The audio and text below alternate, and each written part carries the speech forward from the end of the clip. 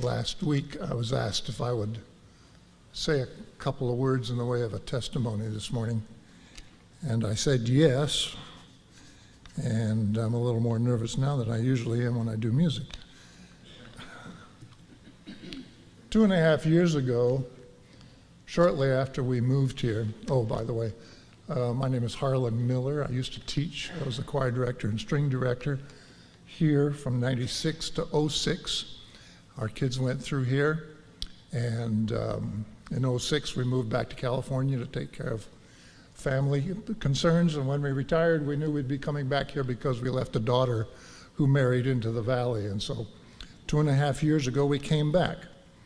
And 6 months into that, my doctor asked, we can do this 2 ways. We can either let you comfortably last as long as you last, or we can try to help you live longer. I had stage 4 lung cancer in my right lung. And just right there with my wife, just bluntly asked that question, essentially, do you want to live or do you want to die? I had to reflect just a little bit because, as a matter of fact, I didn't care. I was at peace with God. I had an understanding of Him that gave me a lot of faith in Him, and I had already done a lot of the things that I had never dreamed I would. As a choir director, there are certain things that come into your imagination as things to do as a conductor. Carnegie Hall is one of those. My choirs have sung there. Traveling in Europe is one of those. While I was here, we did 7 of those that I directed. I had done 2 extended tours from a previous academy that I taught at. I'd done the European thing. I've been in the cathedrals, sung in the cathedrals. That's there. I've lived overseas. I was born overseas. I didn't have a choice in that, but I had 2 other occasions when I could go back to where I was born and serve there as a college choir director, sang for the governor of the island. We spent time in Brazil, which was a different language, slightly different culture, a little more European. I had made records, made CDs. Our choirs here sang in the Washington Cathedral in DC on Virginia State Day, which was a privilege and an honor. Made several CDs while we were here. I had a wife that from the get-go was better than I deserved. She helped raise a family that was better than I deserved. What more was there for me to do professionally and personally? I couldn't really think of much. And so I wasn't quite sure just what I wanted to do at that point. My family history, 3 of my 4 grandparents had died from cancer. My dad had prostate cancer. I've been through that already. We always carried extra life insurance for myself. My mother had died from cancer, lung cancer, non-smoking. None of us have smoked for 3 generations. And so I knew that I was susceptible to cancer, but here it was. At that point in time, I had just started working, so to speak, in retirement at a Methodist church in Elkton. And I had just started a community choir called Vespers Singers, which looked very promising, and thinking about starting that kind of a thing and then just having it, funny to say, die out, wasn't particularly a nice thought. And so I really had to think about that. Do I want to die or do I want to live? And I finally said, I don't know what the future might hold, but let's go for the living part of that. And so the doctor said, okay, there are From the time your mother died, if that was 20 years ago, there's been a lot of things that have happened in cancer treatment. And we're doing some further tests on your blood to see if some of the new kinds of medications would be applicable to your situation. Well, it turns out there was. A pill, would you believe? There was a pill that I could take on a daily basis that would fight the cancer. And so we went on a pill and continued the choir, continued Elton. I was very embarrassed to tell them, here I am just starting with you, and all of a sudden this. And they immediately started prayer bands and those kinds of things for me. It was a wonderful kind of an experience.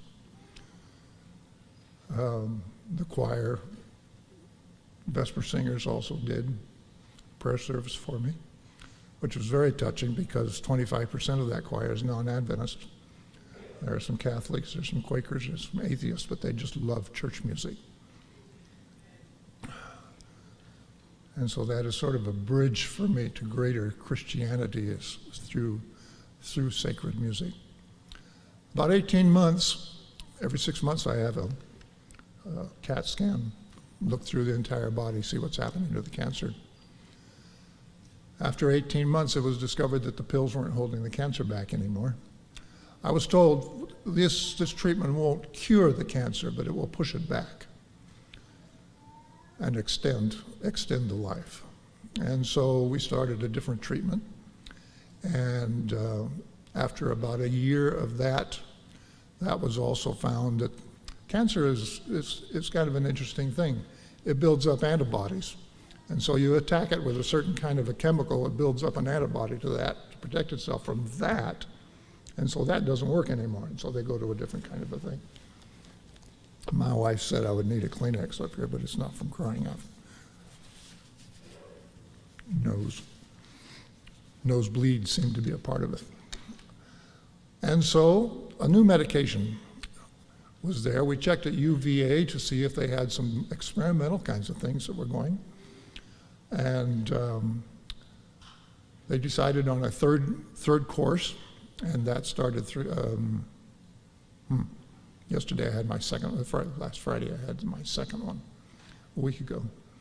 And so that is now going, and I had weekly blood checks to see how the blood is reacting and responding to that, and everything is clean. They're letting me go for a whole 3 weeks without a check, and we'll be doing a PET scan on that one. That's been a 2.5-year journey, a 2.5-year journey that included days of just really seriously questioning a relationship with Jesus Christ. We're studying the book of John in the Fellowship Sabbath School over here, and we came through some texts, the raising of Lazarus. And the several times that Jesus told his disciples, oh, she's just sleeping. He's asleep. Let's wake him up. He redefined death. That was one of the reasons why I wasn't so afraid of death when I was asked the question, because it's just sleep. Once you've had a surgery and been under anesthesia, you kind of know that when you come back out, what happened while you were not there. Well, all kinds of things happened as far as the doctors was concerned, but as far as you just went out and then you were back in again, wondering, well, where'd all the time go? If that's death, hey, it's sleep.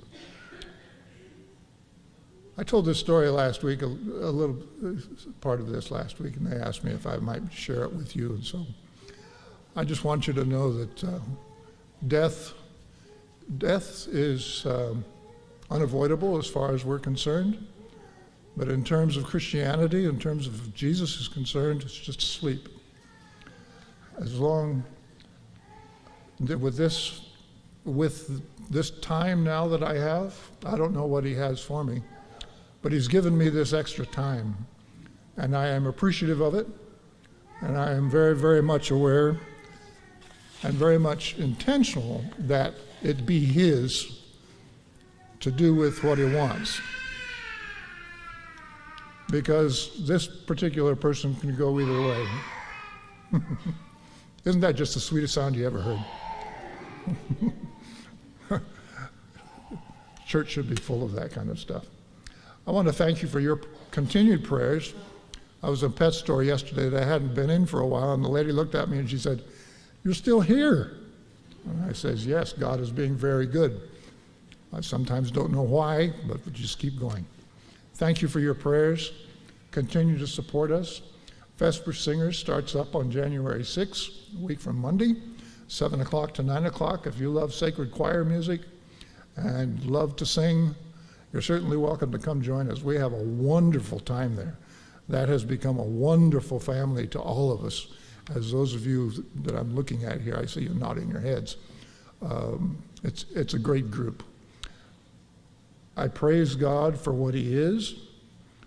I hope that you can develop a relationship with Him. It takes time. I'll grant that. You have to have experiences with Him to know that He's got your back all the time. Thank you.